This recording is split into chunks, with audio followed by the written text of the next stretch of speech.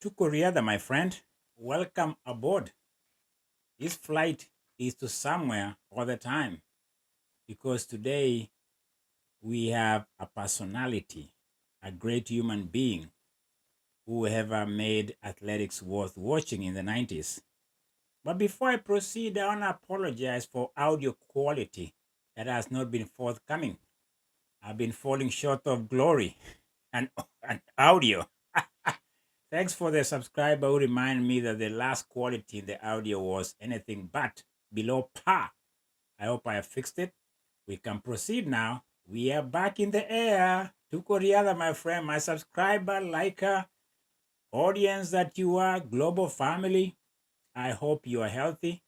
I hope you are doing well. It is a graceful moment for you to join me. I take it with a sense of humility. I want to serve humanity as far as I can go in the marathon race of life.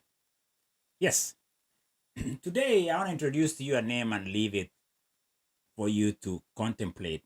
Richard Chelimo, the late Richard Chelimo. But before I narrate his story, his profile, his career, his demise, and his death,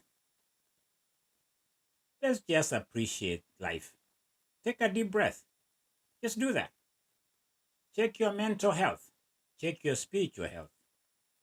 I won't talk about your finance health because I don't think I have control. The 1% has control. That I'll leave that there. But Richard Chelimo is from Marakwet again, Cherangani Hills, in almost the west, north part of Kenya. I'll give you a map and you can zoom in if you want to. But that's the name today. But before we get to Richard Chelimo, I want to just challenge you guys to remember that we as human beings are just a collection of history. And I think the moment we don't recite, the moment we don't look back, the moment we don't forget to remember, we lose our ways. In athletics, it's the same way. Because of that, I want to tell you something about Olympics. Olympics is the apex, is the highest moment in any athlete and even fans. That's where we see the best of the best in the world. Every 4 years, and I think in my last episode, I gave you guys a kind of a gloom scenario a little bit in the beginning where I went way back to 1936, a geopolitical move that was rolled out by Hitler was a 1936 moment. Of course, we had Jesse Owens back then who defied the whole Aryan nation narrative that blacks cannot perform. Blacks are lazy. Blacks don't have the genetic component to compete with the Aryan nation. And Hitler didn't like that. And you know what the rest of the story. And I went down the annals of and the channels and annals of history to kind of bring you up to date with where we are. But Olympics has always been a moment of glorious performance, the excellence of performance. But don't forget too, Olympics can be geopolitical, as I've alluded to. Look back to 1972. What do you remember there? The Munich massacre.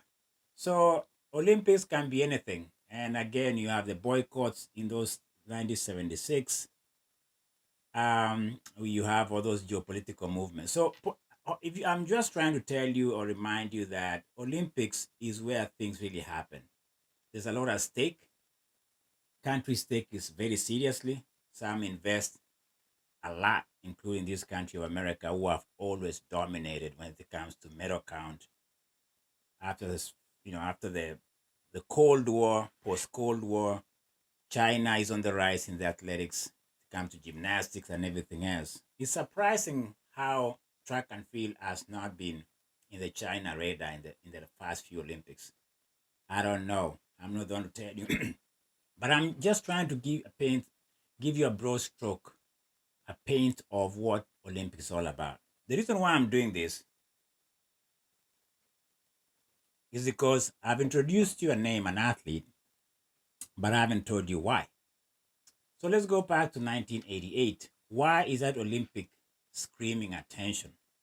This Olympics always screaming, is asking for a blockbuster, is asking for a moment of reckoning, a moment of we're scratching our heads, we say, wow, what was that? For me, 1988 is a controversy, it's drama. It's a soap opera with Ben Johnson, the Canadian, being busted in the 100 meters. If you look back, that was it for me. And as scandalous as 1988 Olympics, we had incredible performance. Jackie Flo, the flamboyant Jackie Flo, and the flamboyant American ran 10:46, the world record that stands to this day. I can dig deeper a little bit 1988 and talk of one of the best Olympics Kenyans have ever gone out to perform. And a race that screams for attention is a 5,000 meters with John Googie, where he pretty much destroys the competition with an orthodox approach of just letting people know that he wasn't there to participate, he was there to win gold medal. Fast forward now, let's go to 1982. That was 4 years later, 1992, sorry. 1992 Olympics. That's where our story begins with Richard Chelimo.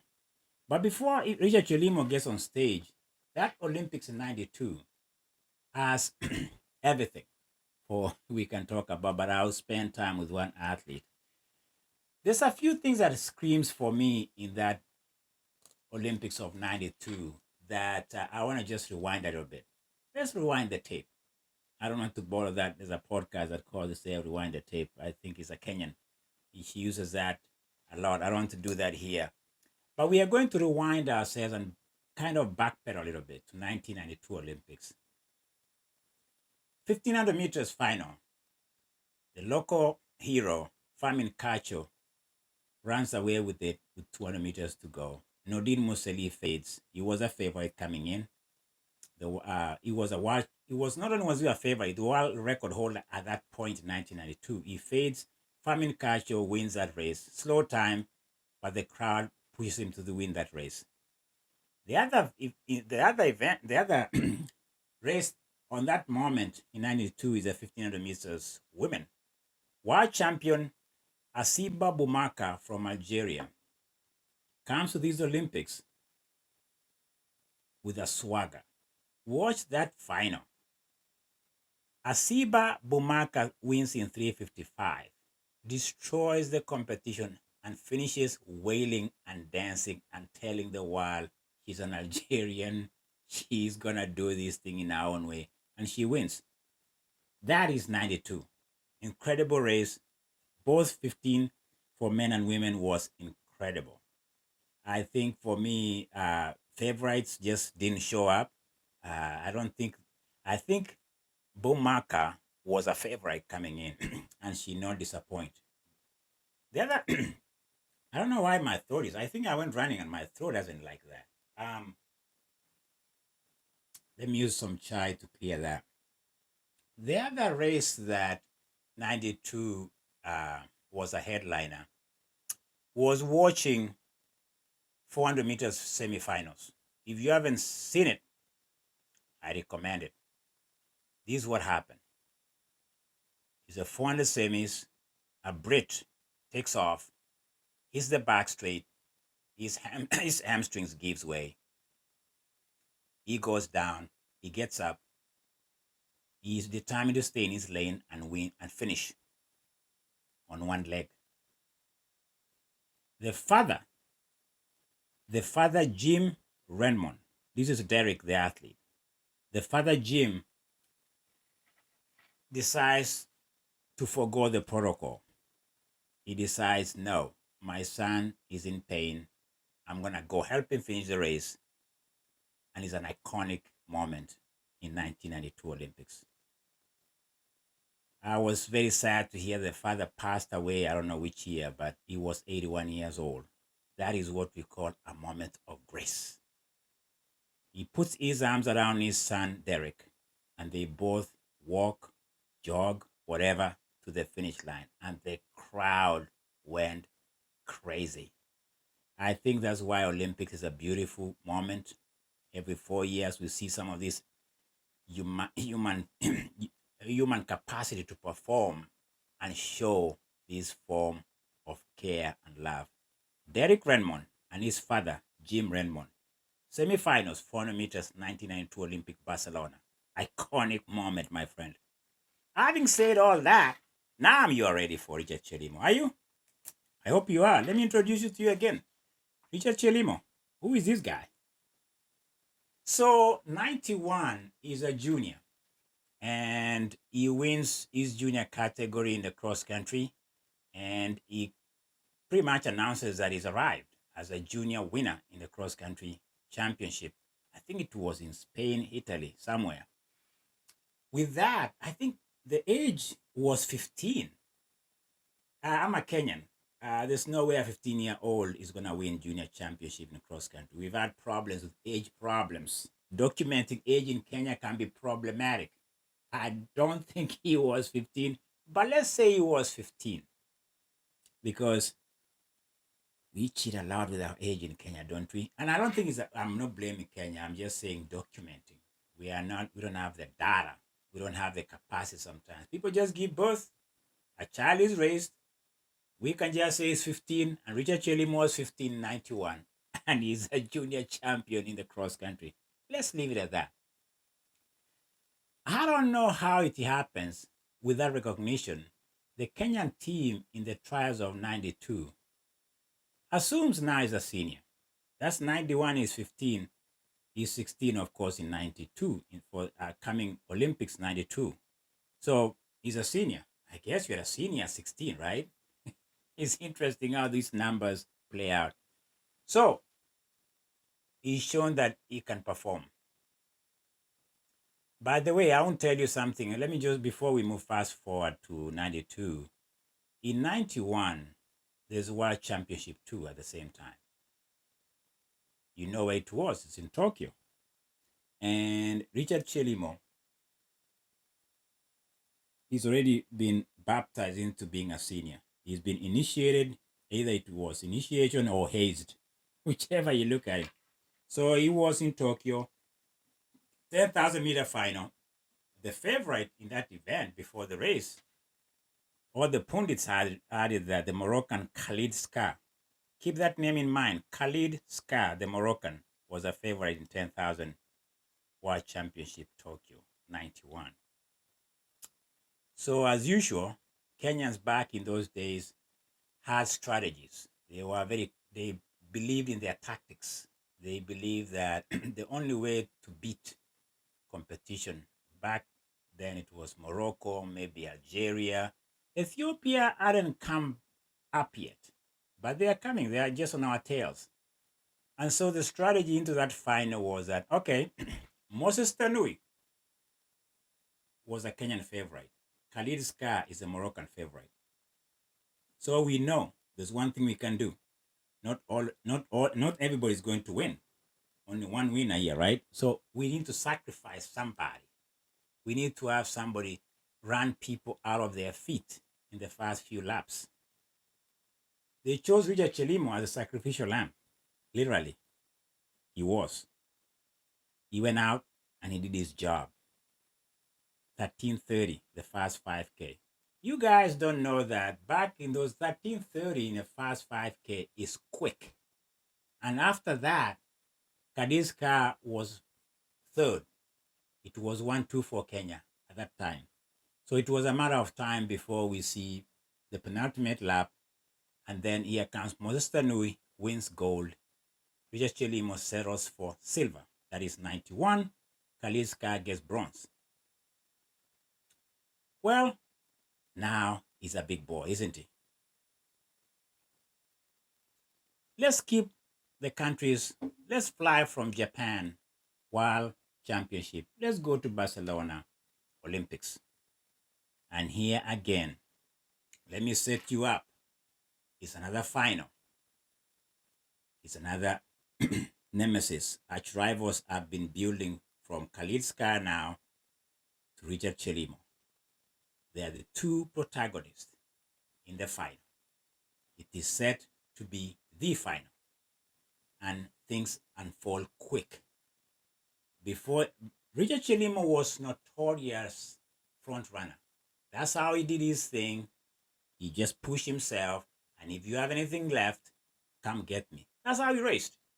And so in this 10,000 final in Barcelona, he doesn't wait for anybody. And before it's all said and done, they are separated now. There are two leaders in the 10,000. Khalid Skah, Richard Chelimo. Richard Chelimo, Khalid Skah. I think they kept switching back and forth in that competition. It was that great of a race. It went as planned. It went as predicted until in the last 3 laps, 1,200 meters to be specific. I can guarantee you that's how it was. 3 laps to go. There's an introduction of a plot that people didn't see coming. Neither did I. Coming into a back straight, I don't know which lap that was, but it's between that 1,200 I'm talking about. There's a runner who has been lapped. Let me explain to you what lapped means. On track, if you've been passed by the leaders, that means you've been lapped. So they'll be finishing and you have maybe 2 more laps to go. So they call you been lapped. So you're an athlete who should be having the presence to know that that has happened to you. So you take the second lane or the third lane. You kind of have the courtesy to let the leaders take the inside lane because they are going for the medal. You are going just to finish. So here comes an ambush. Here comes a plot. A Moroccan. Let me introduce you another Moroccan. Remember, Khalid Skah is a Moroccan. Don't forget that. Richard Chelimo is a Kenyan. Don't forget that. Here comes the plot.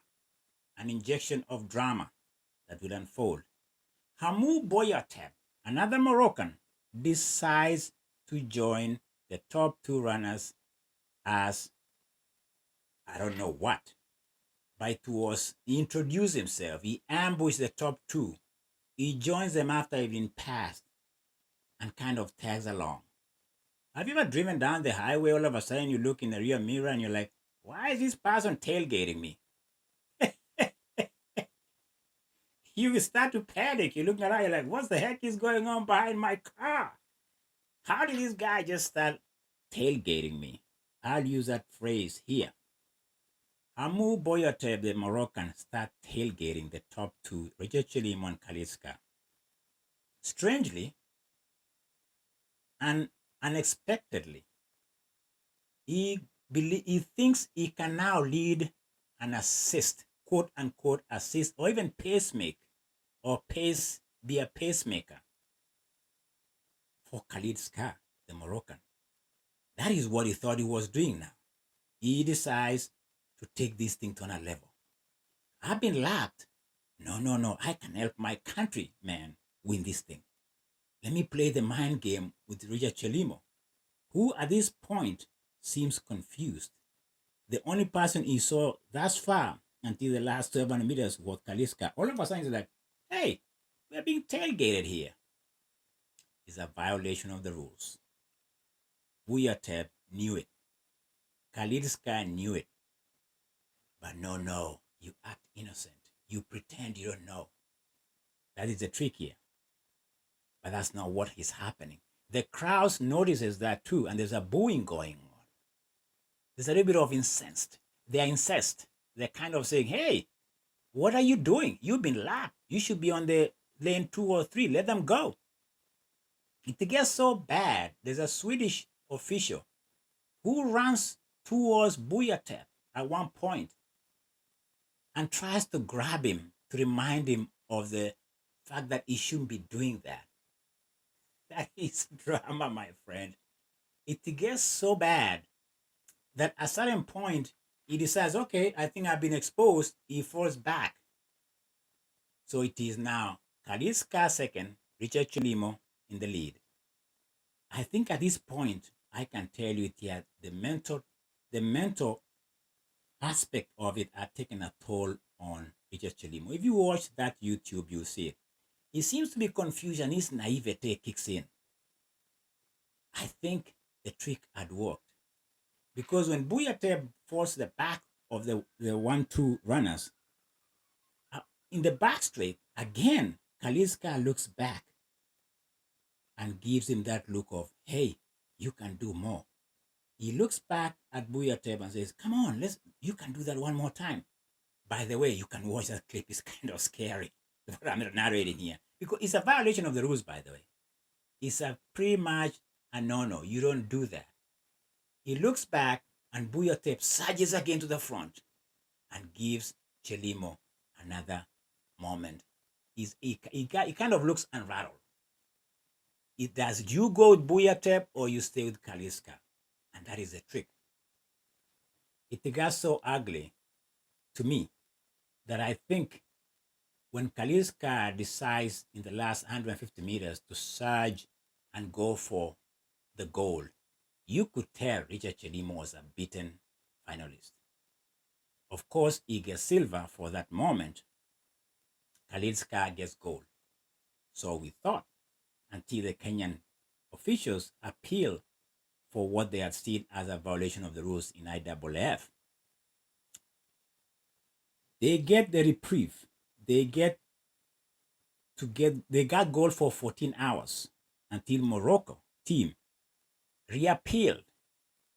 And by the way, it's interesting when I was reading about the appeal was that, yes, the rule is there, but in the rule, there's no written rule on the penalty. So they went back again and says, okay, the Moroccan can have the gold. Richard Chelimo, the quiet dude for Marrakech, subdued, beaten mentally, I think. You could tell in the podium, Richard Chelimo knew that something wasn't right. And I think he was scared. That's just my opinion and observation. Khalid Skah, the Moroccan, scarred Richard Chelimo in that final. And during the national anthem for Morocco, you could not hear the national anthem. You could hear the crowd booing and jeering and calling him all kind of names. That was, I think for me, looking back after reading everything I've read, I think it was really hard on Richard Chelimo. We don't talk of mental health. Back then, nobody cared. When things go for you the way it has gone for him so far, remember he's a world champion silver medalist. Here in these Olympics, Richard Chelimo was at his prime. But this injustice, this being denied the gold, being relegated to silver after being given the gold, pretty much scarred him. That even at 29 when he died, I don't think he was the same. Because after that Olympics 92,